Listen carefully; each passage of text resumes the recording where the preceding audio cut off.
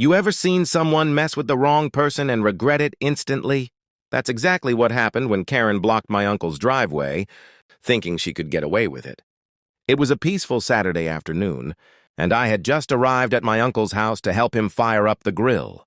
My uncle, by the way, is a senior police officer, calm, disciplined, but doesn't tolerate nonsense. Just as we were getting the coals ready, we heard a loud engine revving outside.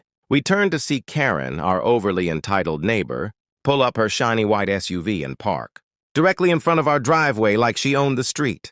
No warning, no eye contact, nothing. She stepped out with her tiny yapping dog, gave us a smug look and walked away like we didn't even exist. My uncle called out to her, politely but firmly, "Ma'am, you're blocking an active driveway," without even stopping. She tossed her words over her shoulder. "It's just for a few minutes. Relax." My uncle didn't raise his voice or argue. He simply pulled out his phone and made a short call, keeping his tone professional. I had no clue what he said, but within 3 minutes, a tow truck arrived. The driver hopped out, gave a quick nod to my uncle, and began hooking up the SUV like it was just another routine job. That's when Karen came running, shouting, "You can't tow my car!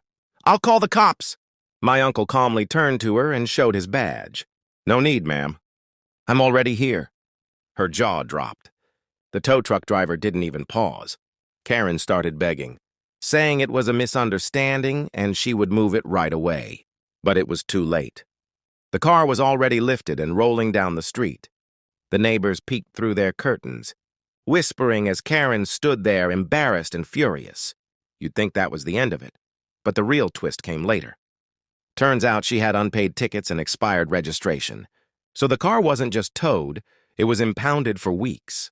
Since then, Karen's been unusually quiet, avoiding our house like we're the law itself. So tell me, what would you do if someone blocked your driveway and thought you couldn't do anything about it?